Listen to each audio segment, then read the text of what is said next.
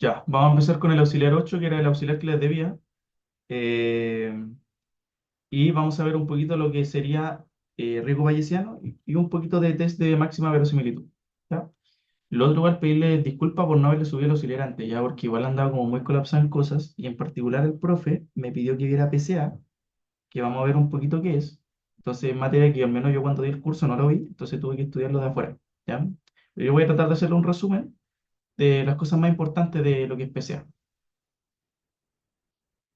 Lo otro importante que, como vieron en el foro, lo que entra para el control es básicamente eh, detección, ¿cierto? Que eso contempla el test de verosimilitud y también contempla riesgo bayesiano, ya que estos dos van muy de la mano. Y también entra estabilidad, ¿ya? O sea, perdón, sí, estabilidad. Entonces, la parte de estimación todavía no entra y eso probablemente entre para el examen, ¿ya? Entonces, para que se queden tranquilos con esa parte, pero sí entra estabilidad y detección. Entonces, había visto que estaban alegando un poco por el tema de los auxiliares. Recuerden que si ven el parte del auxiliar 6 contempla estabilidad, auxiliar 7 que fue lo que vieron con el Maxi, que contempla toda la parte de detección, incluso vieron riesgo bayesiano y también vieron el test de máxima verosimilitud. Entonces, ese auxiliar es muy bueno porque tiene de todo. Y el Maxi puso harto ejercicio. Y ahora vamos a ver un poquito lo mismo para poder trabajar con gaussianas, que es como lo más típico que van a ver. Y además de eso, ustedes tienen también la tarea. Entonces, la tarea está pensada para que puedan practicar y está pensada para el control. Entonces, aprovechen de hacerla. Si tienen dudas, nos dicen, ¿ya? Pero tienen material, ¿ya? Y revisen, traten de revisar el apunte. Los apuntes que subieron son súper buenos. Ese que mandó el Maxi como en un correo hace tiempo, que era para el C1, que fue es un apunte que hizo el Cristóbal, que es un alumno, que es súper seco. Entonces, él hizo ese apunte y es súper bueno porque explica todo, ¿ya? De manera simple. Entonces, le recomiendo que le peguen una mirada. Entonces, lo que vamos a hacer en este auxiliar, como les digo, vamos a ver un poquito de detección y un poquito de PCA. PCA no estoy seguro si entra en el control, ¿ya? Probablemente no entre, pero el profe me pidió en particular que lo viera. Así que eso. Entonces tenemos esta pregunta que nos dice, considere que se están realizando mediciones sobre un sistema y se desea detectar la presencia de un amplificador con ganancia beta mayor a 1.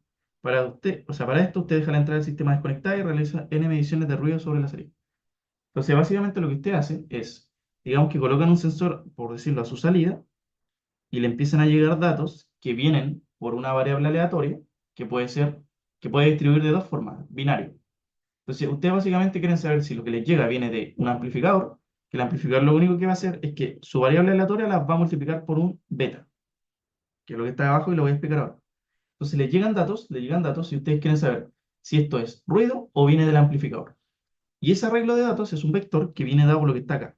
Y eso obviamente viene por las realizaciones de esta variable aleatoria. Entonces, en el caso de que les llegue, vamos a denotar como teta igual a cero, es decir, que no hay un amplificador, ustedes van a recibir esto de acá. Y en el caso de que les llegue con amplificador, van a recibir lo mismo, pero con un beta, que va a ser teta igual a 1. Entonces, automáticamente estamos pensando en que tenemos detección binaria y eso podemos hacer los test de máxima verosimilitud. Lo que tienen que tener siempre presente es que estos tests vienen binarios, ya porque hacer un test compuesto suele ser muy difícil, ¿ya? Entonces tienen que pasarle el tema binario. ¿Qué más? Ya, y estas variables aleatorias distribuyen de esta manera, ya son gaussianas, con esperanza cero y con su cierta varianza, que son datos. Entonces la primera parte de la pregunta nos dice, exprese la media y la covarianza de x, ya de esta variable aleatoria, ya que sería x sub i. El tema acá es que vamos a tener una matriz de covarianza porque evidentemente los datos pueden estar correlacionados, pero es súper importante que lean bien el enunciado porque acá nos dice que las variables son y desde ya idénticamente distribuidas. O sea, independientemente e idénticamente distribuidas. Entonces es un dato súper importante. Entonces, para calcular la media, hacemos lo siguiente. Vamos a tener que separar por casos. Ya, obviamente, porque estamos considerando que podría ser porque era de t igual a 1, t igual a 0. Entonces, queremos la media y la matriz de covarianza. Entonces, queremos la esperanza, digamos, de x sub i. Y como tenemos que separar en dos casos, esto sale directo voy a anotar aquí para que se acuerden que NI distribuye como una gaussiana con esperanza cero y con varianza sigma cuadrado. Entonces supongamos que tenemos el caso θ igual a cero. Cuando tengamos el caso de θ igual a cero, lo que vamos a tener acá va a ser esto de acá, y la esperanza de eso, lo están viendo acá directo, es cero. Entonces eso va a valer cero. Para el otro caso, cuando θ vale igual a 1, van a tener beta por NI, y como tenemos una constante, la podemos sacar de la esperanza, y esto nos va a quedar nada más que esto de acá, que tiene que ser igual a cero. Entonces, esto saben que es cero, y por tanto la esperanza es cero. Esto implica que cualquiera sea el caso, su esperanza siempre va a ser cero. Si es θ igual a cero o θ igual a 1. Por otro lado, para la varianza, o para la matriz de covarianza, que vamos a utilizar este símbolo, viene dado por definición por la esperanza de x sub i menos la esperanza de x sub i. Ojo que aquí tenemos que considerar siempre el caso general. Lo mismo si es θ igual a cero, θ igual a 1. Eh, x sub j menos la esperanza de x sub j, así y de esta manera. ¿Ya? ¿Ya? Y esto está por ij. El tema es que como son I de D, podemos analizar esto por cada componente. Eso implica de que esto lo podemos reescribir así. Básicamente podemos analizar esto por cada componente individual. Así. Ya. De aquí tenemos que empezar a picar un poco. El tema es que si se dan cuenta, tenemos la esperanza de xi y la esperanza de xj. El tema es que, independiente sea el caso 1 o sea el caso 2, demostramos recientemente de que ambos casos nos va a dar que la esperanza es cero. Entonces, este caso de acá, la esperanza es cero, la esperanza es cero, y esto no nos queda más que la esperanza de xi por la esperanza, o sea, perdón, la esperanza de xi por la esperanza de xj, que esto no es más que la covarianza. Ya, y aquí igual tienen que analizar. Esto es un j. Como estamos trabajando con Gaussiana y todo eso, podemos analizar un caso. Cuando i es distinto de j, nosotros vamos a tener que estos son, de nuevo, idénticamente distribuidas, o sea, de nuevo, son i y d. Y como son i y d, en el caso de que estos sean distintos, yo las puedo separar. Entonces, digamos que eso que está ahí, yo lo puedo dejar exactamente como xi, la esperanza de xj, de nuevo por eso. Y eso, la gracia, es que como sabemos que valen cero, eso es cero. ¿Ya? Entonces, para el caso que sean distintas, no va a existir covarianza. Igual tiene sentido, po, porque si son idénticamente distribuidas, quiere decir de que si considero una muestra, no me interesa cómo haga la otra, porque no me van a afectar, no están correlacionadas. Entonces, básicamente, en la matriz de covarianza, eso quiere decir que esta, por ejemplo, este pedacito de acá, o cualquiera de estas que no sea la diagonal, va a ser cero, porque no están correlacionadas, porque son idénticamente distribuidas, e idénticamente. Ya. Ese es por un lado. Por otro lado, tenemos que, cuando i es igual a j, ¿qué quiere decir eso? Básicamente, que xi al cuadrado, esto no es más que nada que la varianza de x, ¿cierto? De nuestra distribución. Y eso, digamos que no es cero, ya porque, como digo, es la varianza y estamos considerando la gaussiana, entonces eh, sí, sí importa cuál es la varianza. Entonces, digamos que finalmente esta matriz, digamos, de covarianza que teníamos antes, se reduce simplemente a la esperanza del caso que consideremos,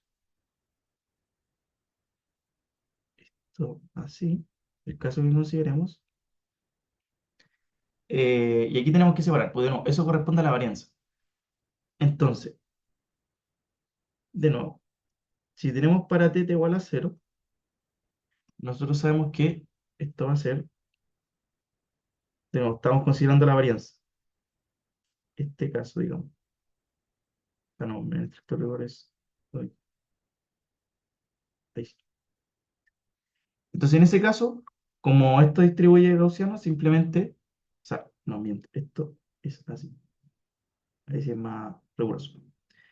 Entonces, como estamos considerando el caso en que θ vale igual a cero, la varianza de eso es simplemente el sigma al cuadrado. Entonces, esto nos queda sigma al cuadrado. Ahora, para el caso en que sea θ igual a 1, van a tener el otro caso, pero en el otro caso, si ustedes se acuerdan de las propiedades de la varianza, cuando tiene una constante, la constante sale al cuadrado. ¿Cierto? Cuando tienen una constante metida en esto, pueden sacarla y básicamente recuperan lo de acá y tienen eso. Entonces, eso sería para el caso uno, para θ igual a cero y para θ igual a 1. Entonces, básicamente van a tener dos casos, ¿cierto? De la matriz. Entonces, eso implica de que básicamente ahora nosotros podemos definir, ya, pues como tenemos los dos casos y solo tenemos en las diagonales, digamos que para el caso en que valga cero, como dijimos que lo y cuando son distintos de j van a ser cero y los diagonales solo van a importar, acá vamos a tener esto. Esto al cuadrado, ta, ta, ta, ta, y esto al cuadrado. Pero acá vamos a tener cero, cero, cero, cero, cero, cero, y todo esto van a ser ceros. Y por otro lado, para la otra, vamos a tener lo mismo, pero con el beta al cuadrado. Entonces, esto al cuadrado, cero, cero, esto también va a ser cero, beta al cuadrado por sigma cuadrado, y esto beta al cuadrado por sigma al cuadrado, cero, cero. Y ahí tenemos las matrices de covarianza. Entonces, la gracia de nuevo es que, básicamente, hay que aprovechar harto la propiedad que son I y D. Ya, es una propiedad súper fuerte y súper importante. ¿Por qué? Porque si no, aquí básicamente les van a quedar componentes. Y ahí tendría que ver cómo resolverlo. Entonces vamos a plantear el tema de, o sea, esa es la primera parte. Aquí esto es la rápida. Ahora vamos a usar esto que dice usando verosimilitud o log verosimilitud, encuentre un test óptimo para el problema de detectar la presencia de un amplificador. ¿Ya? Entonces aquí vamos a ocupar el test. Entonces, digamos que esta ya es la parte B. Entonces vamos a hacer lo siguiente. Ya, tenemos que f de x, que es la verosimilitud, ¿cierto? De la variable x, va a venir dada por. Como estamos considerando ahora el caso, digamos, general, con general me refiero de que ahora no tenemos simplemente una variable, sino que tenemos muchas variables. Entonces, esto, y como lo demostramos en el auxiliar 6, esto va a quedar de esta manera. Ya, si no se acuerdan, vean el auxiliar 6. Esto queda como la multiplicación, ¿cierto? Y la distribución general queda de esto. Entonces, ahora ya no tenemos acá simplemente sigma, ¿ya? La raíz de sigma, sino que ahora tenemos una matriz. Y acá pasa exactamente lo mismo. Ahora ya no tenemos como el cuadrado, ¿cierto? Sino que ahora tenemos esto que está acá. Esto va a estar transpuesto. Esto por la covarianza a la inversa, porque ahora es una matriz. X menos y. Esto a la menos 1. Entonces, esa es la manera general. Entonces, ¿qué necesitamos nosotros ahora? Necesitamos calcular eso, que sería ahora el determinante, y el inverso. Y obviamente tenemos que hacerlo para ambos casos. Entonces, y con eso ya podemos tener la máxima verosimilitud, y con la máxima verosimilitud ya podemos hacer un test de hipótesis. Entonces, el determinante. ¿Ya? Entonces, recordamos que tenemos lo que está acá. Entonces, esto vamos a tener que analizarlo, obviamente, para el caso θ igual a cero y θ igual a 1. Entonces, vamos a partir con θ igual a cero. Entonces, queremos calcular, digamos, el determinante de esto que está aquí. Ya, esto no es igual todavía. Queremos calcular ese determinante. Y para los que se acuerdan, el determinante de una matriz diagonal es simplemente multiplicar las diagonales, como son n. Entonces, básicamente, el determinante sería multiplicar, digamos que esto, ¿cierto? Por esta, por esta, por esta, hasta n. Y esto nos va a quedar súper directo como sigma a la 2 por N. Entonces, esto ahí. Y por otro lado, el inverso de esta matriz, para el caso cuando vale cero, tiene una propiedad especial, porque de nuevo, como es diagonal, es simplemente invertir las diagonales. Entonces esto les va a quedar para este caso cuadrado, cuadrado y así. Cero, cero, cero, cero. Y esto lo pueden escribir como 1 sobre θ cuadrado. Y como estamos trabajando obviamente con matrices, esto tiene que ir por esta acá, por la identidad. El tema es que pueden hacer lo mismo para θ igual a 1. Entonces, eh, para θ igual a 1,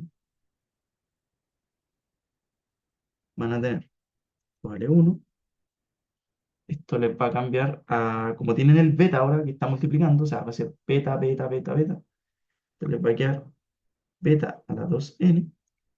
Y esto les va a quedar igual, pero con el beta al cuadrado, sigma cuadrado, cuadrado, sigma cuadrado, 1 sobre beta cuadrado, sigma cuadrado.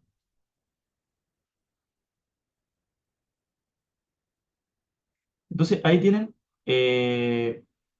tanto el determinante, ¿cierto? Como la inversa. Y ya con eso ya pueden calcular básicamente la verosimilitud de cada hipótesis.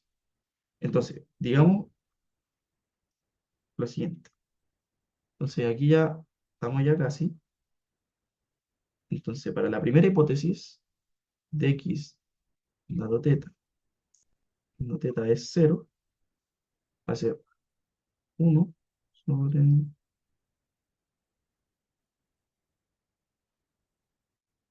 raíz de 2pi sobre n,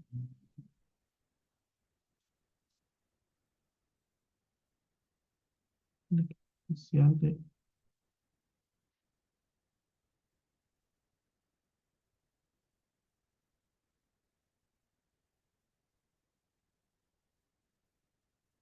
Eso sería para el primer caso.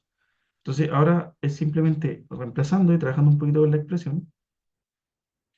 Entonces, para no perder tiempo, vamos copiando esto. Entonces, esto ya lo podemos reemplazar. Esto dijimos que vale 2n. Esto nos va a quedar menos un medio por sigma 0 al cuadrado. Y esto, como pusimos antes, nos queda la identidad, ¿cierto? La identidad que depende de n, para que esto sea una matriz. ¿Ya? Entonces, acá eh, pueden trabajar un poquito más la expresión.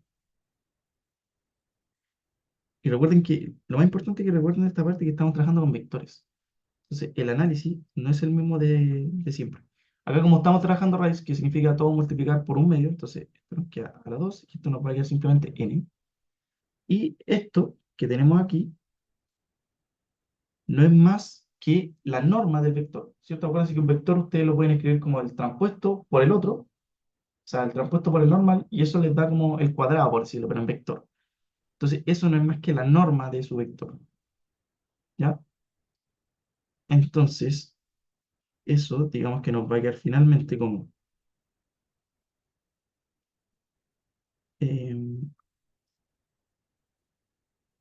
esto que está acá, ¿cierto? Entonces, esto se reduce a la norma, que es menos la norma cuadrado sobre 2 sigma al cuadrado, y queda de esa manera, ¿ya? Y el desarrollo para el otro caso, para cuando θ vale igual a 1, es casi lo mismo, solo que tenemos que cambiar esas constantes. Entonces, básicamente para cuando esto vale 1, va a ser 1, 1. Y ahora lo único que tenemos que hacer es lo mismo, pero considerando ese beta n, o sea, ese beta cuadrado, ¿cierto? Entonces, al final nos va a quedar algo muy equivalente, que lo voy a anotar directamente. La pauta igual está resuelta en detalle. Entonces nos queda 2pi a la n medios por este beta n, sigma n, por la exponencial de menos la norma al cuadrado sobre 2 beta cuadrado, sigma cuadrado. Ya, se nos queda eso que está ahí. Ya, pues, entonces en este punto ya tenemos las verosimilitudes de ambas variables, sea el caso uno sea el caso 2. Entonces ya podemos elegir una hipótesis. ¿Ya? Entonces, ahora vamos a definir eso. Vamos a coger, por conveniencia, el caso cuando teta vale igual a 1. Y cuando ese caso es el verdadero. Em, lo otro que es súper importante, que se lo tuvo que haber mencionado ahorita el profe, es que cuando trabajamos con gaussianas, a veces es más conveniente trabajar con el logaritmo, ¿cierto? Con el log, que trabajar directamente con las exponenciales. Y eso en verdad lo pueden hacer porque el logaritmo ustedes saben que es creciente, entonces en términos prácticos no le afecta cuando ustedes están analizando órdenes, ¿cierto? Para saber cuál es mayor que otro, por ese hecho. Y por lo otro que es mucho más fácil trabajarlo. De hecho, por eso a veces el test se llama como test de log verosimilitud, porque solamente se hace sobre gaussiana, o sea, siempre trabajamos eso como gaussiana, no es el 100% pero la mayoría. Entonces eso simplifica mucho los cálculos. Y de hecho llegan a cálculos súper intuitivos. Ya usualmente llegan, de hecho si desarrollan el test general, el test binario, y pueden llegar a elecciones, o sea, demuestran, por ejemplo, que la media, por ejemplo, a veces es el mejor estimador. Y por eso es que se ocupa la media. Y por eso es que la media tiene esa forma. Y eso lo pueden demostrar súper simple gracias a este test de hipótesis. Pero ocupando el log, de nuevo, porque es mucho más simple. Entonces, eso es lo que vamos a hacer nosotros. Entonces, vamos a considerar que este caso es cierto y vamos a definir, obviamente, un cierto umbral. Entonces, vamos a tener lo siguiente. Que el logaritmo f de x dado teta es 1. Ahora sí que esto está dividido, ¿cierto? Es el primero partido por el segundo, pero como es logaritmo lo puedo separar. Menos el logaritmo de f de f de x dado teta, x0, y esto tiene que ser, ¿cierto? Mayor a un umbral. Entonces, aquí ya tenemos que trabajar un poquito, términos ya un poquito más algebraicos. Entonces, este término de acá lo vamos a tomar y vamos a ver qué da. Veamos este término acá.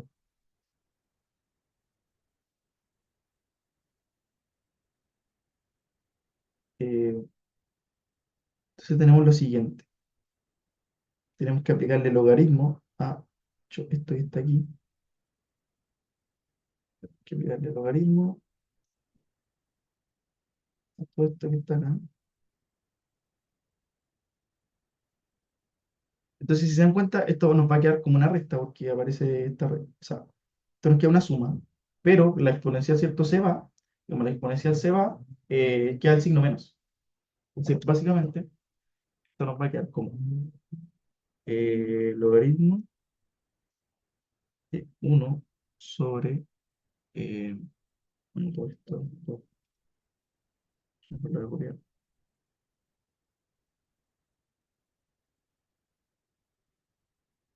esto, menos lo que tenemos acá adentro.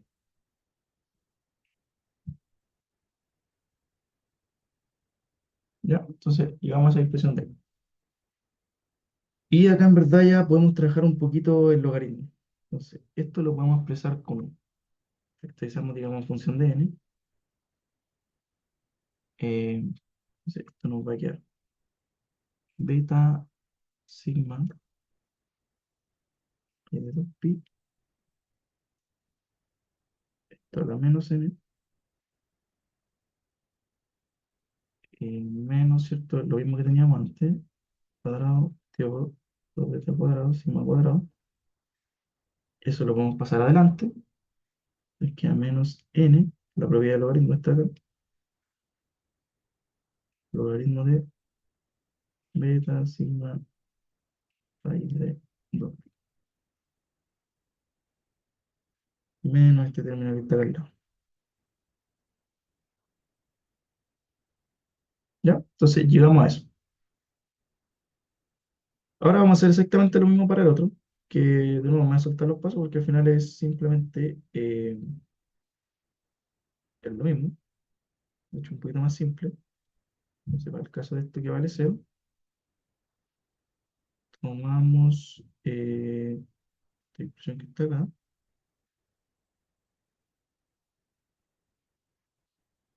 y de nuevo le aplicamos todo esto al logaritmo. Entonces, si le aplicamos a esos logaritmos, nos va a dar lo siguiente, menos n, no, sigma,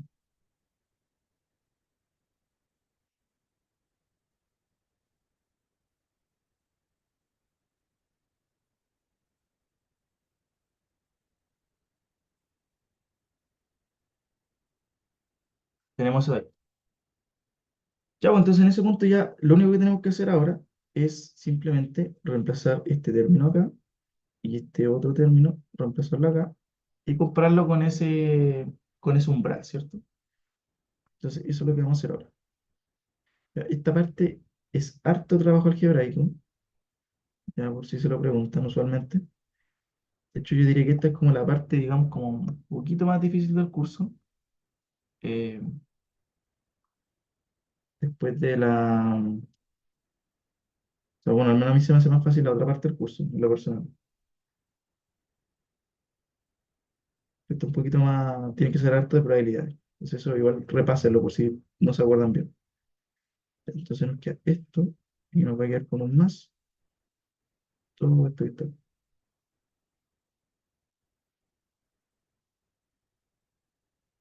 Ya, y eso es cierto, tiene que ser mayor a este umbral que estamos considerando. Entonces, em,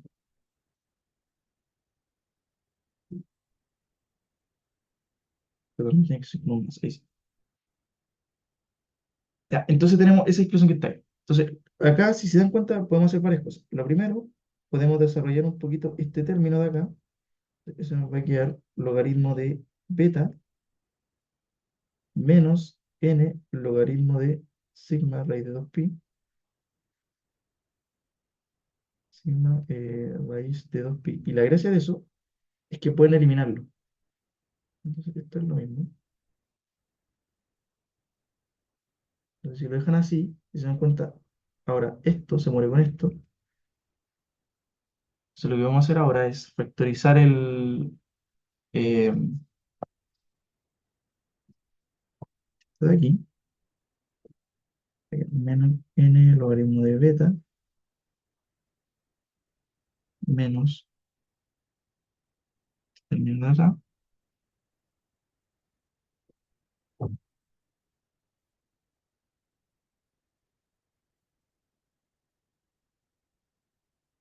porque ahora esto, ¿cierto? Esto obviamente se mantiene con el umbral y lo factorizar acá. Entonces, si factorizamos, queda 1 sobre 2 beta cuadrado, sigma cuadrado, más 1 sobre 2 sigma cuadrado, eso por el módulo de x al cuadrado, mayor a este umbral. ¿Ya? Entonces tenemos ese término que está ahí. Em,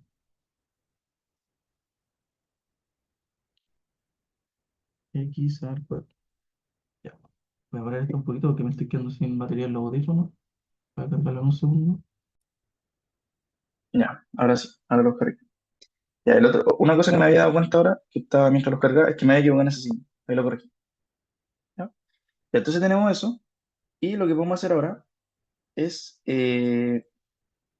podemos mover este umbral, o sea, tirar este término a la derecha. Al final lo que queremos es dejar el x solito. Entonces, tiramos a la derecha, nos queda el umbral más todo este término que está acá, pero positivo.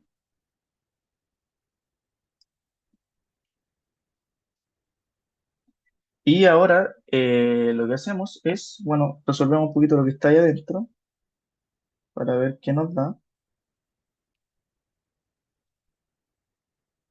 Entonces, esto nos queda como 1 menos beta al cuadrado sobre 2 beta al cuadrado sigma cuadrado. y eso multiplicado por la norma. Tenemos eso que está ahí. Eh, Como dije que quería despejar, ¿cierto? Esto de acá, entonces esto lo tiramos hacia acá. Esto lo vamos a copiar y tenemos eso que está ahí. Ya.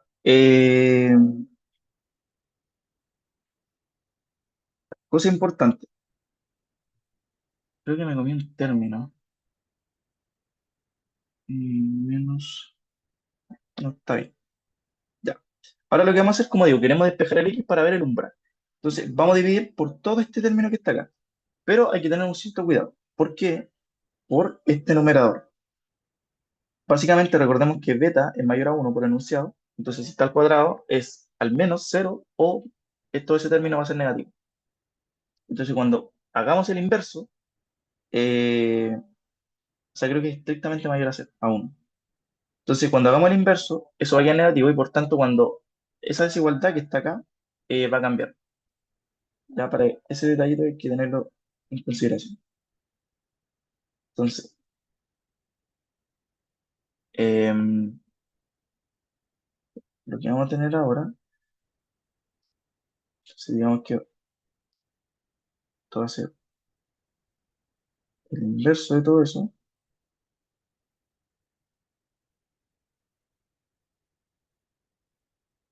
así, ¿cierto? Y esto se invierte. Entonces, vamos a tener eso que está ahí. Em, ya. Y acá, eh, en verdad aquí está como bien detallado en la pauta lo que tienen que hacer. O sea que tienen que trabajar un poquito esa expresión y van a llegar a esto que está aquí. Beta, 1 sobre n, 2 beta cuadrado sigma cuadrado, beta cuadrado menos 1, va a ser 1 sobre n, x al cuadrado. Llegan a eso que está ahí. Siempre estos n que están acá, traten de, obviamente, ir tirándolos para el otro lado, donde está como su variable, o sea, su vector. ¿Ya? ¿Por qué? Porque conviene dejarlo así porque siempre les da información como súper importante. A veces puede ser la esperanza, a veces puede ser la varianza. Y siempre acuérdense que esos términos van asociados a estos como 1 sobre n y todo eso. Entonces, es súper importante que lo tengan en cuenta. ¿Ya? Entonces, en base a eso, lo que ustedes tienen acá, aquí a la derecha, ¿cierto? Este término de aquí, no es más que la varianza. ¿Ya? Si se dan cuenta, la varianza empírica de los datos. Acuérdense que esto, obviamente, considerando que la esperanza es cero por la formulita, entonces básicamente lo que podemos hacer es lo siguiente. Como eso es la varianza, em, pueden dejarlo así. O sea, como que su regla de decisión va a estar asociada por la varianza. Ya, esto les va a quedar así. Y esto va a ser menor a la varianza de x. ¿Ya? Y esa es la gracia. Entonces, por eso les digo, eso n traten de siempre dejarlo en un lado, ¿cierto? Para poder como llegar a estas cosas que son eh, como cosas conocidas. ¿Ya? Acuérdense que esta norma del vector, que tampoco la he escrito, pero que dijimos que era del traspuesto con el otro, no es más que tomar cada término al cuadrado. Si se dan cuenta, es la varianza, considerando que la esperanza es nula. ¿Ya? Entonces tienen eso que está ahí. Entonces, ya teniendo esto, ya pueden formar su test de hipótesis. Entonces, finalmente, ¿cierto? El test de hipótesis será esta acá. Entonces, phi, ¿cierto? Aquí pueden ocupar cualquier notación. Hay gente que ocupa el pi o el phi. Entonces, si el logaritmo, esto de acá, todo eso de ahí se cumple, nosotros habíamos dicho al inicio de todo que eso era para el caso cuando valía uno. Entonces, este caso se mantiene. En el caso de que esto sea igual a uno, se mantiene eso de ahí. Pero en el otro caso opuesto, va a ser cero, ¿cierto? Cuando sea el opuesto. Entonces, aquí formaron el test de verosimilitud. Ya, y ahí termina la pregunta. Entonces, básicamente, haciendo un recopilatorio, primero les pedían estas matrices. Con las matrices ya podían calcular de forma general, porque estamos considerando vectores, la verosimilitud, pero necesitaban el módulo de esto y necesitaban el inverso, pero son diagonales, porque son I y D. Entonces, la gracia es que pueden dar vuelta a eso, ¿cierto? Calculan la verosimilitud para cada caso y podemos ocupar el logaritmo, que de nuevo es creciente, y definir un umbral y ponernos en un caso. En este caso nos pusimos en el caso cuando valía uno. Entonces, esa recta tenía que ser mayor que ese umbral. Entonces, aquí desarrollamos la matemática y con el cierto cuidado de los signos y todo eso, y llegamos a este término que está acá, que nos dimos cuenta que era la varianza, considerando que de nuevo la esperanza es cero. Como es la varianza, listo, podemos definir el test de máxima verosimilitud. Ahora, no es necesario en este caso de que, o sea, por ejemplo, si en el control no ponen que es la varianza explícita, que sería lo ideal, igual pueden dejarlo expresado así. Ya, igual es un test, ya implícitamente la varianza, pero eso es el mismo test. Eso. Ya, ahora vamos a pasar a otra parte que es el riesgo bayesiano. Nos piden como expresar esto mismo, pero en función del riesgo bayesiano. Y aquí en verdad me quería ahondar un poquito como en el concepto por si con el Maxi quizá no se acuerdan mucho de lo que vieron. El riesgo bayesiano es algo que es mucho más general que este test. Y de hecho vamos a llegar a que es un caso, o sea, el test este de acá es un caso particular de este de acá. ¿Ya? Y eso es súper importante. Entonces esto es L y J. Esto es la probabilidad de θ igual a 1 dado X. Ya. Este se llama test de riesgo bayesiano porque ocupa el teorema de Bayes. Y ahora lo voy a explicar de dónde sale. Pero me interesa que entiendan un poquito el concepto.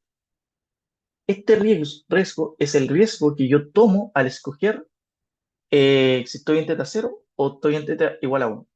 Entonces, siempre van a haber riesgos. Entonces, como si yo digo ya, ¿cuál es el riesgo de escoger θ 0? Entonces, estos L son los costos de, por ejemplo, yo decir que esto vale el riesgo de estar en cero, dado que yo estoy en la otra clase. O sea, yo podría estar en la clase uno era verdadero, pero yo escogí 0 y eso tiene un costo, ¿ya? Entonces, digamos que yo escogí cero, pero en verdad yo estaba en uno y tengo un costo. Y tengo acá una probabilidad, y esta probabilidad es lo difícil de calcular. Hay un ejemplo que me gustaba mucho del profesor Orchard en su momento, que decía como, estos son clases, digamos, son clases. Entonces, por ejemplo, y estos son los datos que yo recibo. El tema es el siguiente. Si nosotros ocupamos valles, y que esto después van a entender un poquito que es difícil de interpretar. Entonces, ocupemos valles y esto nos va a quedar como x dado θ i por la probabilidad de esa clase dado los datos. Esta manera es súper más fácil de entender en el siguiente aspecto. Imagínense que esta θ1, por ejemplo, podría ser los profesores. ¿Ya? Por eso me gusta este ejemplo. Podría ser cualquier profesor, no sé. Silva, podría ser Orchard, podría ser Moreno, podría ser la Connie Ahumada, podría ser un montón de profesores.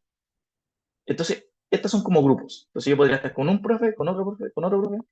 Y esto es como, ¿cuál es la probabilidad, por ejemplo, de que el profesor diga la palabra probabilidad?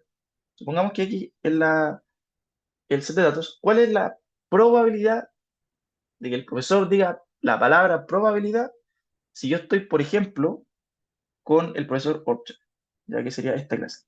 Sí, es una probabilidad que la podemos calcular, ¿por cierto? Una probabilidad que se basa en base a un modelo que ustedes hicieron previamente de entrada y salida.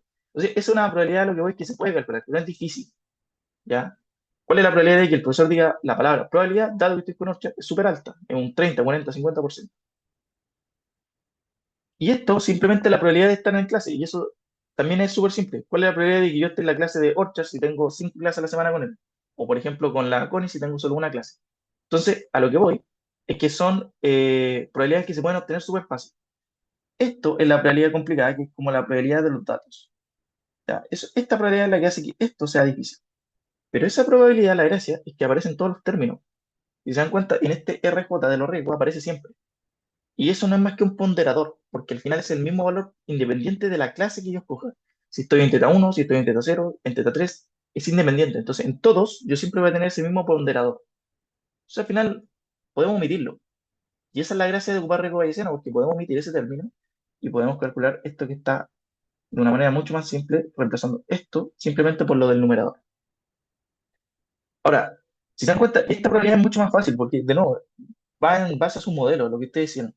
Pero, por ejemplo, acá, un poco más difícil, porque es como, ¿cuál es la probabilidad de yo estar, no sé, con el profesor Orchard, dada como eh, de que recibí, o sea, de hecho es un poco tan difícil de interpretar, ¿ya? Entonces, ojo con eso. Ya, por eso es más fácil ocuparlo de arriba, y por eso se llama riesgo Bayesiano. Otra cosa que me gustaría igual destacar, que estos costos, usualmente nosotros, que lo vieron con el Maxi, por eso digamos que lo asumo un poquito que dado, usualmente uno asume de que yo al haber acertado, digamos, yo dije que mi sistema, por ejemplo, estaba en falla, y yo efectivamente el sistema estaba en falla, que sería, por ejemplo, L00, o L11 que dije que no estaba en falla, y efectivamente no estaba en falla.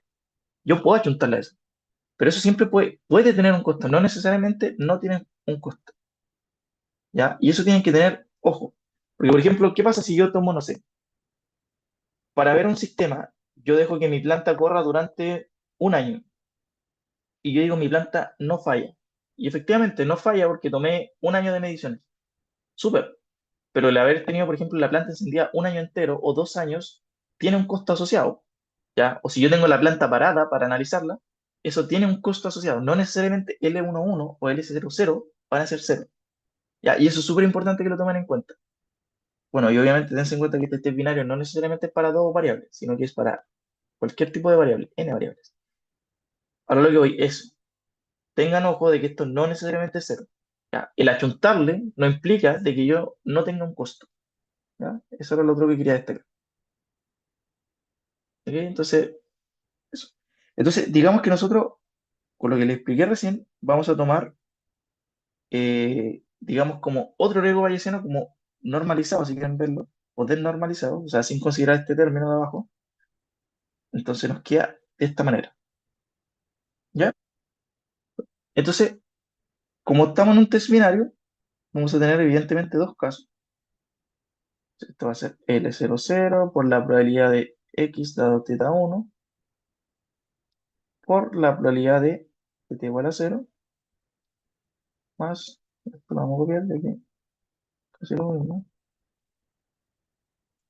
Ahora estamos en la otra clase,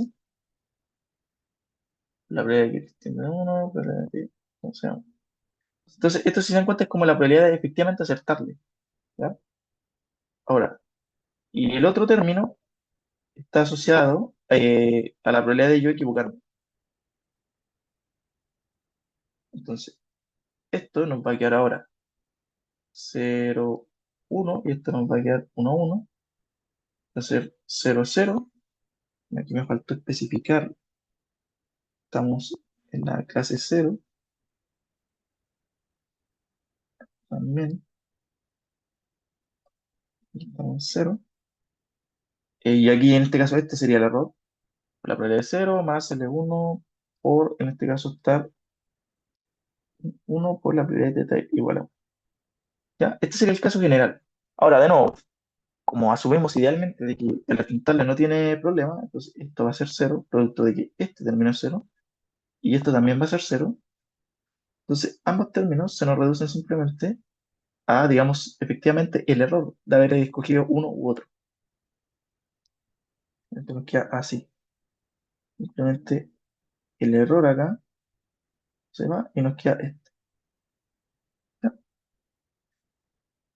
Eh, ya, pues entonces lo que podemos hacer ahora es eh, escoger cómo, o sea, hacer un test óptimo y al final elegir la clase que minimiza el riesgo, porque nosotros queremos eso. Al final, el riesgo que nosotros queremos operar, siempre queremos que sea mínimo, ¿no? De haber escogido uno u otro. Entonces, eso implica, por ejemplo, si teta fuese igual a 1, eh, tenemos esto. ¿Ya? Entonces, ¿qué voy con esto? En el caso que digamos que teta es igual a 1, o sea, que estamos en el escenario 1, quiere decir de que el riesgo debería ser menor, ¿cierto? Entonces, Nos queda así. Ahora podemos reemplazarlo de arriba. De hecho, voy a traerlo para acá. Mejor. Ahí. Y esto nos va a quedar entonces como número directamente, ¿no? Esto así y esto acá. Entonces nos queda de esa forma. Y la gracia es que esto lo podemos ordenar de forma conveniente. Ya. Lo podemos ordenar de forma conveniente, tal de dejarlo así. Y ahora se van a dar cuenta por qué conviene dejarlo así. La probabilidad de teta igual a cero, la probabilidad de teta igual a uno por la probabilidad de x dado teta uno por la probabilidad de x dado teta igual a cero.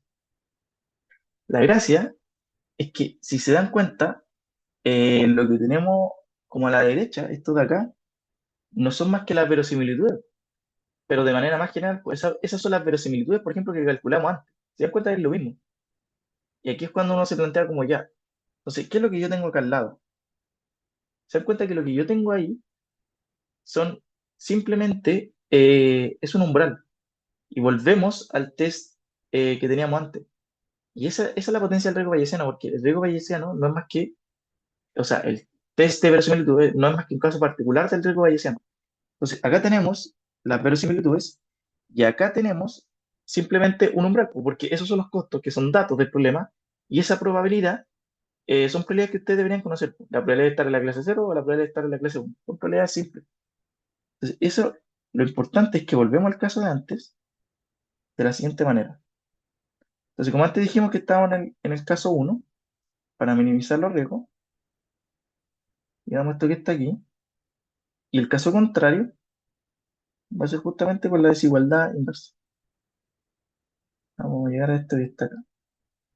La gracia es que si se dan cuenta que su umbral ahora ya tiene un valor, pues antes no lo teníamos tan claro, ¿ya? Pero ahora sí, antes el umbral lo dábamos, ahora no es necesario que lo den, ahora lo podemos calcular. Y esa es la gracia, ¿ya? Entonces, el umbral ya no es algo tan ambiguo, no es un 60%, 70%, 10%, sino que era un valor fijo, en este caso en particular, ¿ya? Entonces, por eso el enfoque como, digamos, bayesiano es mucho más útil y es más general, ¿ya? De nuevo, acá ustedes podrían considerar más clases. Ahí sería ya un poco más difícil ver el tema de las desigualdades, pero, me refería acá, pero esa es la gracia, ¿ya? Entonces, son datos conocidos. Y esa sería la pregunta P1. ¿Ya? Así que ahora vamos a pasar a la P2. Ya, vamos a ir con la pregunta 2.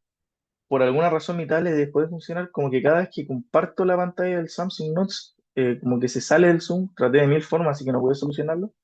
Si lo ven que explicar así, me gustaría hacerlo en pizarra porque encuentro que es mucho más fácil, pero voy a hacer mi mayor esfuerzo para explicarle lo que es PCA. De nuevo, el profesor me pidió que lo viera. No estoy seguro que entre en control, lo dudo mucho, pero bueno, se me pidió que lo viera, así que tengo que mostrar. Entonces, vamos a ir cargando los audífonos que se apagan a cada rato. Ya, entonces tenemos lo siguiente. Para PSA tenemos que entender algo súper importante. Ustedes cuando estén en la práctica van a recibir, por ejemplo, una tabla, y esto es súper súper útil de PSA, donde, por ejemplo, cada columna va a ser una variable. Ya, podría ser, y esto es súper interesante, y es necesario que pongan como atención. Acá podrían recibir, por ejemplo, x1, x2, x3, y así hasta xn. Y esta variable podría ser un estado, ¿ya? Podría ser la electricidad, o sea, la corriente, por ejemplo. Acá podrían tener el movimiento. Acá podrían tener una salida. Y eso es súper importante. Aquí pueden poner una salida. O sea, no necesariamente va a ser pura entrada. Aquí pueden tener entradas, pueden tener salida, pueden tener temperaturas, variables que no se relacionan en nada, a priori. Pero pueden tener un montón de variables. Y eso es lo interesante de PSA. De que ustedes reciben puntos, ¿cierto? Que pueden ser distintas variables. Y esto, las filas son básicamente en un tiempo. Entonces, si tiene una matriz de 3 por 3 por ejemplo, o de 2 por 2 mejor, para que analizarlo con el ejemplo aquí abajo. Entonces, ustedes tienen un x1, un x2 en un cierto tiempo, y eso les va a dar un punto en el espacio, que podría ser, en este ejemplo acá, no sé, este puntito de aquí. este puntito de aquí. Pero ¿qué pasa si yo tengo tres variables? Por ejemplo, corriente, temperatura y no sé, eficiencia, por ejemplo. ¿Qué pasa que ya tienen tres variables y ya es un poquito más difícil porque tienen que verlo en tres dimensiones? Pero ¿qué pasa si yo tengo cuatro, cinco, seis, siete? Entonces, ya en esos casos ya no lo pueden analizar dimensionalmente porque no se puede. Entonces, en el caso de dos variables, y de nuevo, estos pueden ser variables de entrada, salida, puede ser cualquier cosa. Y esa es la gracia. Eh, Vamos a dejarlo así. Entonces, esa es la gracia que esto puede ser cualquiera. Y la gracia de PCA es que les permite a ustedes hacer un análisis más o menos de cómo van sus variables. O sea, si hay una cierta relación. En el caso de que tuviésemos dos variables, si se dan cuenta, aquí hay una cierta relación, digamos, de linealidad entre dos variables. ¿Se dan cuenta? Esto podría ser, no sé, corriente, esto voltaje, por ejemplo, y esta podría ser diferentes resistencias, valores de resistencia que ustedes fueron midiendo. Entonces, hay una cierta relación. Y esto es súper simple de ver para dos variables. Para tres variables ustedes también podrían verlo, pero como digo, para cuatro, cinco, seis ya no se puede ver. Entonces, PCA es un método que lo que hace a términos muy generales es reducir la dimensionalidad manteniendo información tal que permita ver relaciones. Y ahora vamos a ver a qué me refiero con esto. Entonces, un ejemplo súper como simple, que no voy a tratar de dibujarlo lo mejor que pueda. Imagínense que ustedes tienen tres dimensiones y tienen, no sé, pues, un x1, acá tienen un x2 y acá tienen un x3. Y sus datos se ven de esta manera, como una dona. Una dona un poquito gordita, digamos, sino una cosa como así. Entonces aquí tienen todos sus puntos, ¿cierto? Entonces lo interesante ver acá, visualmente al menos, y por ejemplo X1 y X3 me entregan toda la información. Y aquí es cuando uno se hace como la pregunta, ¿realmente X2, que sería como la altura, digamos, de esta dona, realmente me aporta información a mi sistema? Porque si se dan cuenta, toda la información está concentrada en X1 y X3, digamos, no tiene altura esto. Entonces realmente la componente X2 no me está aportando directamente a mi sistema. Entonces yo esta componente la puedo eliminar. Y esa es la gracia, digamos, de lo que hace PCA. Como dice, realmente esto no me está aportando información. Ya se cambia todo el color, no solamente uno. No, no será. Entonces PCA lo que dice ya, realmente X2 no me está aportando información. Porque al final puedo tener toda la información en X1 o X3, po, que sería la X2 la altura. Entonces, puedo eliminarla y efectivamente puedo y puedo mantener la información de los datos. Pero claro, si esta dona, digamos, estuviese un poquito inclinada, voy a hacer mi mayor esfuerzo para dibujar esa inclinación, digamos que estuviese un poquito inclinada. Ay, qué horrible usar esto. Ya, ahí está. Digamos que está un poquito inclinada, una cosa como así. Ya, pero no, imagínense que está inclinada, pero muy poquito. ¿Ya? Entonces, X2 aporta muy poquito a la variabilidad de mis datos y yo, para poder analizarlo solo en dos dimensiones y no en tres, tendría que este puntito proyectarlo, ¿cierto? Sobre X1 y sobre el plano de X1 y X3. Entonces, tengo que proyectar esos puntitos. Y ahí ya puedo analizar la variabilidad de mis datos en dos dimensiones. Entonces, elimino una variable, hago una proyección sobre los datos y analizo. Eso es lo, en muy resumidas cuentas, lo que hace PCA. Entonces, acá para tres simple, pero imagínense ustedes tienen 400 variables. Entonces, analizar 400 variables es muy difícil. Y lo que hace PCA, imagínense, 400 variables, reducirlas a dos dimensiones, o tres como mucho, y poder visualmente analizarlas. Y ahí es cuando ustedes seguramente vieron estos típicos ejemplos donde ven como un clúster siempre lleno de puntitos, y ven otro puntito. Entonces, eso les va entregando información. ¿Ya? Puedes decir, no sé, pues mi sistema opera, o sea, bueno, ahí lo vamos a ver más en detalle, pero les permite analizar como clúster. Y eso dicen, ya, mi sistema tiene una operación normal en X1, o sea, perdón, quizá no sé, de enero a marzo, por ejemplo, opera de esta manera. Y de marzo a julio, por ejemplo, opera de esta otra manera. ¿Y eso cómo lo pueden ver? Básicamente, visualmente con estos clústeres.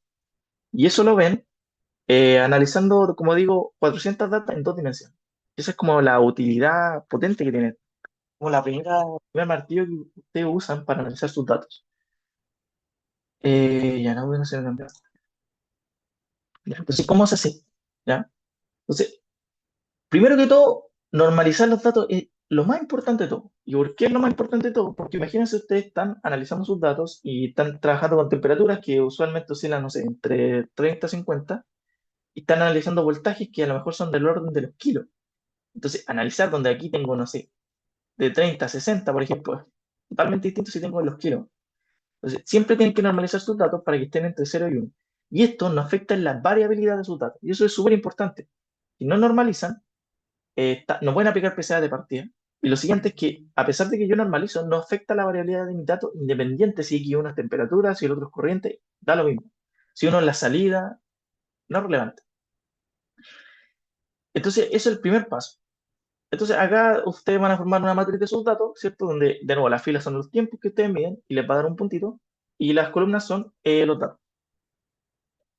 Entonces, a nosotros lo que nos interesa en PCA es ver cuál es, o sea, voy de nuevo, para que se entienda bien. Entonces, tenemos estos datos, por ejemplo, este ejemplo es súper bueno. Entonces, tenemos un puntito, y si se dan cuenta, ustedes aquí pueden analizar que hay una cierta como tendencia de los datos, digamos, una cierta recta, así.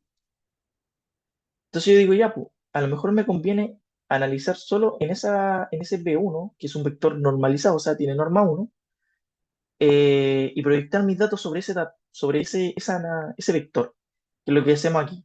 Ese P1 son las proyecciones de su dato en el vector que ustedes dijeron donde hay máxima variabilidad. Entonces, B1, de nuevo, es un vector que dice, aquí tus datos varían más. Y es un vector, como digo, con norma 1. Entonces, tomo x y lo proyecto sobre ese vector, tomo este otro puntito, lo vuelvo a proyectar sobre ese vector, y así. Entonces, esto se va a resumir en básicamente encontrar estos vectores donde yo tenga máxima variabilidad, y donde yo tenga máxima variabilidad me quedo con esos vectores. Donde tenga menos variabilidad de datos, por ejemplo, si yo tuviese un vector, no sé, B1 así, ahí no tengo variabilidad de datos. Eso no me sirve. Pero esto tengo que hacerlo para muchas dimensiones. Entonces, queremos pillar esos vectores de máxima variabilidad, que en términos prácticos, como estamos analizando variabilidad, significa básicamente utilizar la varianza, una forma de cuantizar. Como estamos considerando además valores normalizados, la esperanza de esto va a ser aproximadamente cero, la media, perdón, y nos vamos a quedar con ese término. Entonces, esto de acá son las proyecciones. Entonces, tomo el vector x1, por ejemplo, y lo proyecto. Eso tengo que hacerlo con todos los vectores. Y se va formando una matriz. Lo importante es que esto de acá es el producto punto. ¿Ya? Ahora sí, proyectar sobre dos vectores es lo mismo que el producto punto, ¿ya? Que está representado ahí. O producto interno, como se le llama, que lo pueden representar así. Entonces, yo hago las proyecciones y la máxima variabilidad de mis datos viene dado al final por esto. ¿Ya?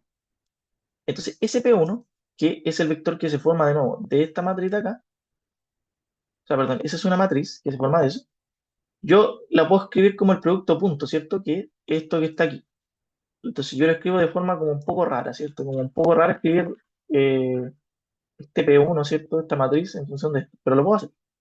La gracia es que si yo lo escribo así, como nosotros buscamos la máxima variabilidad, nos centramos solo en esto.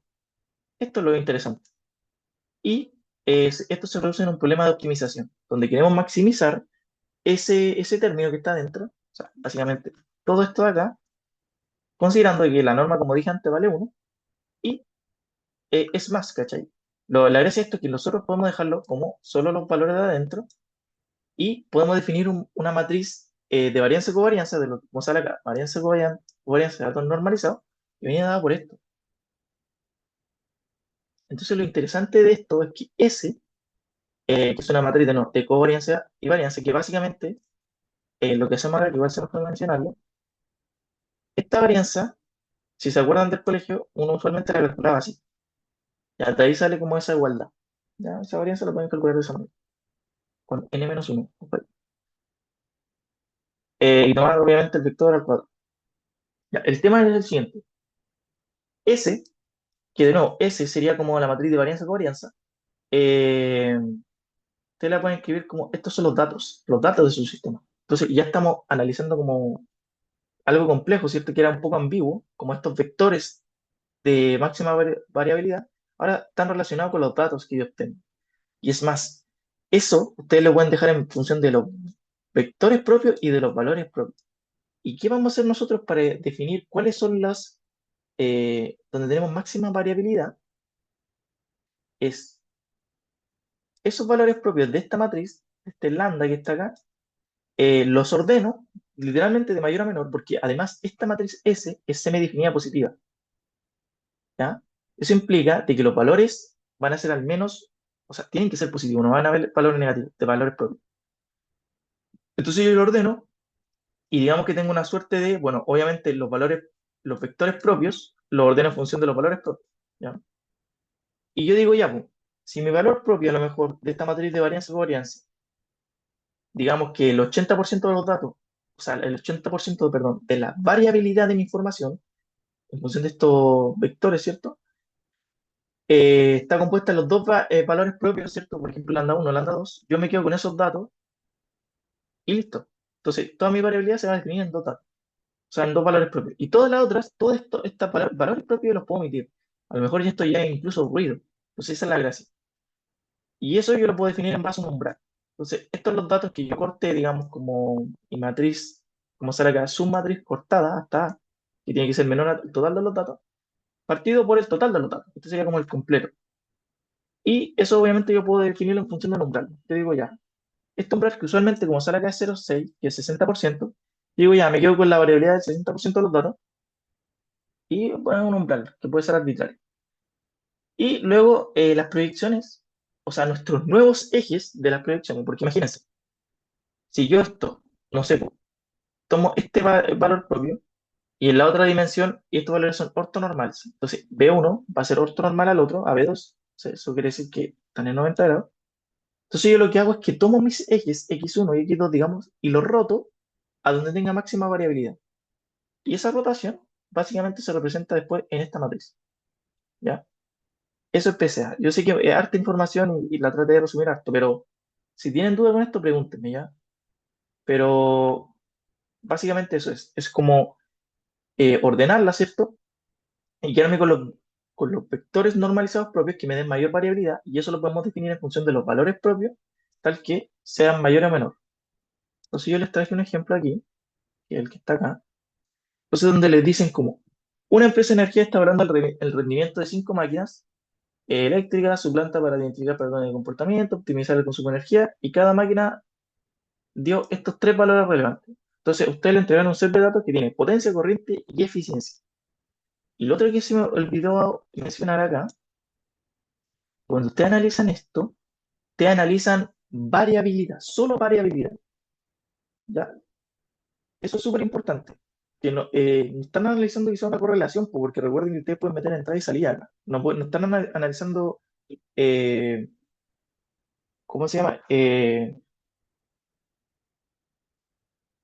Clausalidad, o sea, me refiero como entrada, salida, ¿cierto? Una entrada, una salida. Causalidad, eso, ahí está la palabra. No están analizando causalidad necesariamente, ustedes están analizando acá variabilidad de sus datos. Y eso les da a un primer ojo cómo se relacionan sus datos. Entonces, entonces le dan potencia, corriente, eficiencia, que no se relacionan. Eficiencia está en porcentaje, potencia está en kilowatts y corriente está en A, ¿cierto? En amperes. Ya, entonces, les piden para la primera parte reducir las dimensiones de las componentes principales más significativas, o sea, ver con qué nos vamos a quedar. Y acuérdense que esto es tiempo, o sea, en un tiempo uno midieron ese punto, en un tiempo 2 midieron ese otro punto, y así. Nos piden conservar al menos el 80% de la varianza total y proyectar los datos en el espacio reducido. Entonces, eh, aquí está la pauta, que me hubiese gustado hacerla con la tablet, pero no hubo caso. Ya. Entonces, lo primero que dijimos es calcular, o sea, normalizar los valores. Entonces, tomo los valores de potencia, tomo los valores de corriente, tomo los valores de eficiencia, calculo la media y la desviación estándar, ¿cierto? Para poder ocupar esta formulita. Entonces, calculo los datos acá, ¿cierto? Calculo la media. Con la media ya puedo calcular la desviación estándar, ¿no? Puedo hacer la formulita. Y eso me da estos valores. Luego, ocupo la fórmula esta que está acá. Y eso me da el vector, pero normalizado de mis datos. Entonces aquí tengo mis datos, digamos que aquí está lo mismo que antes, o sea, como corriente, o sea, potencia, corriente, pero todo normalizado. Entonces, ¿qué hago ahora? Necesitamos calcular la matriz de varianza-covarianza, que viene definida de esa forma. Y la gracia es que X yo lo conozco. Entonces, por eso decía que esta matriz de covarianza y varianza es súper útil, porque yo la calculo en base a mi información, en base a mis datos. Entonces, X traspoto lo conozco, pues básicamente transponer, ¿cierto? Y X también lo conozco. Entonces lo que obtengo es esto que está aquí, ¿ya? Es súper importante que, acuérdense que esto está dividido por 1/n-1, que viene de la varianza que demostramos antes, y eso les queda así. Entonces, la gracia es que yo tengo ese, y ahora yo puedo diagonalizar ese para poder obtener los valores propios y los vectores propios. Entonces, esto ya lo saben harto de la parte anterior, ¿cierto? Entonces yo tengo este valor propio, este valor propio, este valor propio y estos vectores propios. Y aquí es cuando yo tengo que ordenar. Entonces, el que tiene más información es lambda 1, después lambda 3 y lambda 2. Y esto yo lo hago una especie de orden. Entonces, lo reordeno, ¿cierto? Diciendo que lambda 1 es el que tiene mayor información, luego lambda 2 y luego lambda 3. Y la suma de todos estos valores propios nos da 3, ¿no? El tema es que en la primera componente, si hacemos esta división, aporta con un 71% a la variabilidad de los datos. La segunda un 28% y la tercera una variabilidad casi nula. Entonces, esto es importante. Al final, la eficiencia, que era la última columna, prácticamente no nos entrega información como relevante de mis datos, sino que solo las primeras dos variables. Era como si mirara lo que teníamos en la dona quizás. Es como que la altura de la dona, suponiendo que esto está en tres dimensiones, la altura de la dona es irrelevante. Digamos que no nos aporta variabilidad realmente a nuestro sistema. Entonces, tenemos eso, y la altura no importa, que vendría a ser como esta tercera componente, que en este caso es la eficiencia. Entonces nos quedamos solo con los dos datos. Y luego la matriz se reduce. ¿Se acuerdan que antes la matriz tenía tres dimensiones? Ahora tiene dos, donde estos son los vectores propios, y luego t, que serían las proyecciones, vendría a ser por eso. Y esas son las nuevas proyecciones, o sea, nuestros nuevos ejes. Y eso permite como reducir la variabilidad del dato. Como digo, me hubiese gustado explicar mucho más esto en la tal, pero no pude. Pero denle vuelta. Ya, el profe subió una guía acá de PCA que es súper buena y aquí básicamente explica todo lo que yo estaba diciendo antes. Entonces, como eh, aquí está, por ejemplo, esta relación, ¿cierto? Que decíamos, la varianza, la matriz de covarianza-varianza, el tema de los vectores propios. Entonces, una guía, y de hecho, tiene ejemplos. Así que pégale una revisada. Esto es lo que hablábamos antes de que nos quedamos con donde existe máxima variabilidad y eso. ¿Ya? Así que eso fue el auxiliar. Si tienen dudas, me la hacen llegar, ¿ya? Así que éxito en su control. Traten de no dejarlo para el final y sobre todo el tema de la tarea también.